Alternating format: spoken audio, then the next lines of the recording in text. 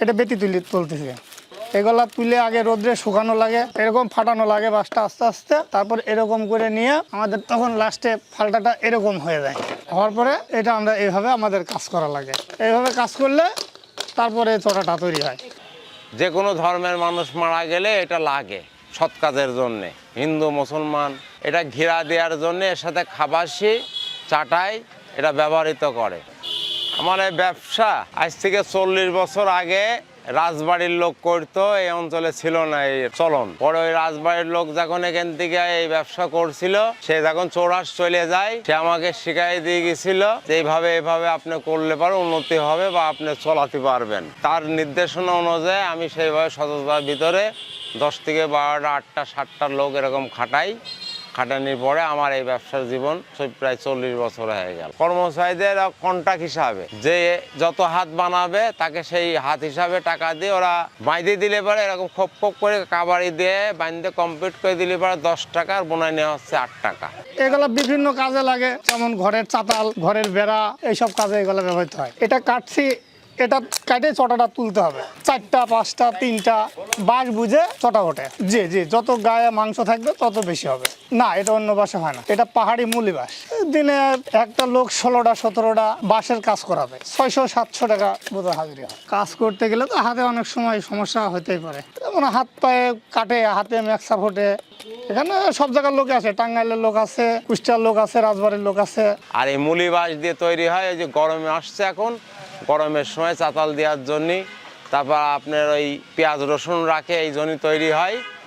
আর অনেক সময় অনেকে ওই গাছ লাগানোর জন্য আপনার খাসি টাসি নেয়, এগুলো বানিয়ে দেওয়া হয় অনেকের।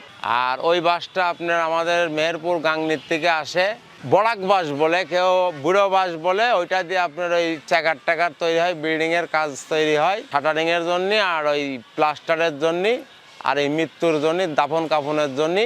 চিটাগাং থেকে মহাজন আছে, তার কাছে টেলিফোন করলে যখন লাগে টাকা পাঠিয়ে দিই, ওখান থেকে কাগজপত্র করে পাঠিয়ে দেয়। এটা 100 হিসাবে কিনা হয়। ওইটা কোনো সময় গাড়ি 260-70 টাকা পড়ে, এটা কোনো সময় 85-80 টাকা পড়ে, 75 টাকা পড়ে পার পিস। আর আমরা হয়তো দেখা যাচ্ছে অ্যাভারেজ কিনি, তো কেনার পরে 3টে ভাগে বিভক্ত করি, ওইটা করে আপনার ওই রেটটা এইভাবে ফেলায়, অ্যাভারেজ একটা এই 260-70 টাকা পার পিস অ্যাভারেজ পড়ে।